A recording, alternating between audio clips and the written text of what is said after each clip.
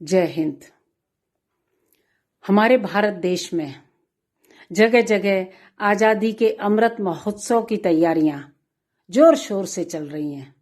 लोगों में उमंग है, जोश है, लेकिन कहीं ना कहीं कुछ कमी सी है। कमी है मानवता की, कमी है हमारे अंदर कोमल भावनाओं की, जिन्हें या हम तो समझ नहीं पा रहे या समझना नहीं चाहते। तो क्यों ना समय का सामना करते हुए एक प्रयास करें, एक कदम बढ़ाएं, बाती बनकर मानवता की अलग जगाएं। मैं शीला शर्मा, मेरी सोच, एक प्रयास, एक कदम, और यही आज की जरूरत है। जरा सोचिए, एक समय था जब सरफरोशी की तमन्ना अब हमारे दिल में है। ऐसे शब्दों के अर्क चढ़ाते हुए एकजुट होकर अनगिनत बलिदान देकर हमने आजादी हासिल की थी।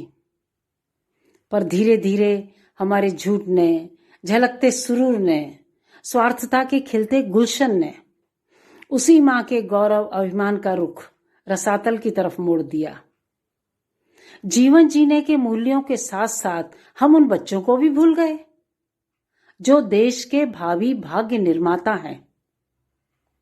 जहां एक तरफ धार्मिकता के नाम पर सामाजिक स्थलों पर अपने आप को श्रेष्ठ साबित करने के लिए अनाज, पैसा पानी के समान बहाया जा रहा है, वहीं दूसरी तरफ 1/4 लोग बेघर, गांव-गांव, गली-गली एक एक दाने के लिए लालायित हैं।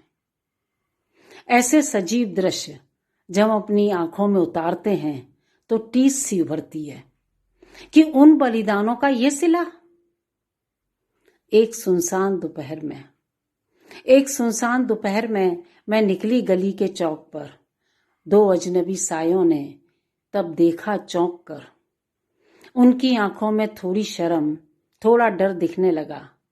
एक साया दूसरे की ओट में छिपने लगा। मैंने बेतरतीब लहजे में कहा, तुम कौन हो?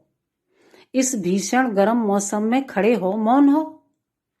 एक साये ने तब कटोरा मेरे आगे धर दिया, मानो जैसे राष्ट्र के मुख पर तमाचा जड़ दिया। राष्ट्र के मुख पर तमाचा जड़ दिया। एक साया 8 बरस और एक साया 6 बरस। कोई भी इंसान इन पर कैसे ना खाता तरस। वो वेदना के शब्द जिनमें अनकही सी आह थी। जेठ के दिन रवि की सारी किरण स्याह थी, रवि की सारी किरण स्याह थी। सिर्फ भूख की गिरफ्त ने इन्हें अपने पाश में बांध लिया। एक साया 2 कदम आगे की तरफ चल दिया। पगतली जलती हुई, नंगा बदन अनजान था। प्रश्न सूचक सा था वो इस देश के अभिमान का। प्रश्न सूचक सा था वो इस देश के अभिमान का। पीछे बहना एक झोला सा लिए चलने लगी। अपनी बेबसी पर हाथ वो मलने लगी। उसके चेहरे पर मासूमियत और आंखों में थी ढुलती शर्म। आंखों में थी ढुलती शर्म। काश कोई जान ले इन आत्माओं का मरम, इन आत्माओं का मरम। एक साया लड़खड़ा कर जब जमी पर गिर पड़ा, देखती में रह गई, समझ न कुछ बन पड़ा। पलटकर भाई ने बहन को पुचकार कर दिया सहारा कंधे का, राह में पग कांप कर। तभी एक और मौत सी आ गई थी दौड़कर। कुचल दिए हैवान ने दोनों खिलौने तोड़कर, दोनों खिलौने तोड़कर। इस समूचे दृश्य की गवाह सिर्फ मैं ही थी। लज्जा के तले जो जल रही वो मैं ही थी। गर यही हाल रहा, गरीबी और दौड़ती रौंदती भागती जिंदगियों का, आजादी का जश्न मना पाएंगे हम सभी? नहीं। जिस रोज इंसान उर्मे करुणा भाव को जगाएगा, उस रोज हिमालय से सिंध तक हर बच्चा गाएगा, हर बचपन गाएगा। जरा देखो इनकी तरफ, देखो इनकी तरफ और आत्मनिरीक्षण करो। हम क्यों भूल रहे अपने आप को? पहचानो, पहचानो अपने आप को। हम वही हैं जो धरती में बाण भेद कर पानी की धारा निकाल दिया करते थे।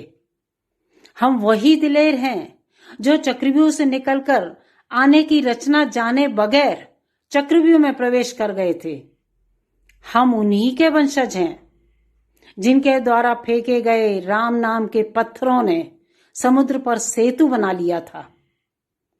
हम अपने आप को कैसे भूल सकते हैं? अभी भी वक्त है। कहते हैं ना, जब जागो तभी सवेरा। तो इस अमृत महोत्सव पर क्यों ना हम एक संकल्प लें। हर परिवार एक बेसहारा को सहारा देगा, अनाज के एक एक कण का मान करेगा। तभी हम आजादी के सही हकदार होंगे और उन वीरों को सच्ची श्रद्धांजलि अर्पित कर सकेंगे और अपनी भारत मां को उनके सन्मुख नतमस्तक होकर गर्व से कह सकेंगे, भारत माता की जय। वंदे मातरम, वंदे मातरम।